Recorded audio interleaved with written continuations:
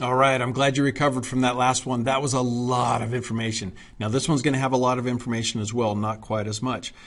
Now we're going to talk specifically about Pearl Harbor, and this is something I'm sure you're familiar with, but let's understand more of the history behind it, and I think it will make a little bit more sense to you. Now, within 5 months after passing the Export Control Act, and again, remember the Export Control Act, this cut off, mostly, the most important thing, it cut off oil. Would no longer sell oil to Japan.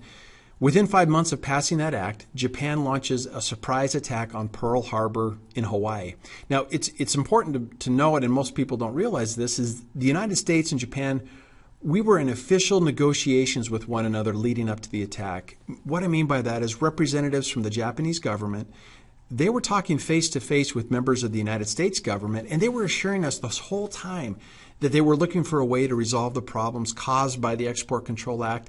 And they were saying, we want to avoid war with each other. How can we do it? At the same time that they're saying this to us, the Japanese military were sending an attack force toward Pearl Harbor. So it truly was a surprise attack. Now, Hawaii was not a U.S. state at the time. It doesn't become a state until, I believe, 1953, more than 10 years after this time.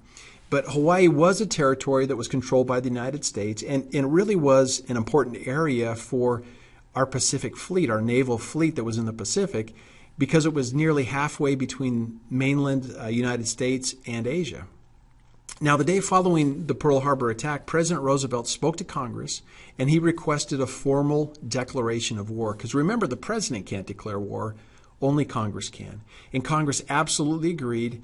And from that day on, we were officially at war with Japan. Now, this sets into motion, remember, Japan had signed an agreement with Germany. They were allies. This sets into motion another series of events.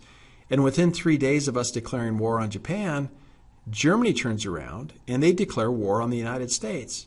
So it's a crazy time, guys. Within a period of really a few days, the United States, it's a tension time, but the United States goes from not being at war to all of a sudden now we have a war that we're going to fight both in the Pacific and the Atlantic. It was a crazy, crazy time. So there we go. Set the stage. You understand it. You are brilliant. You understand now how we got involved in World War II.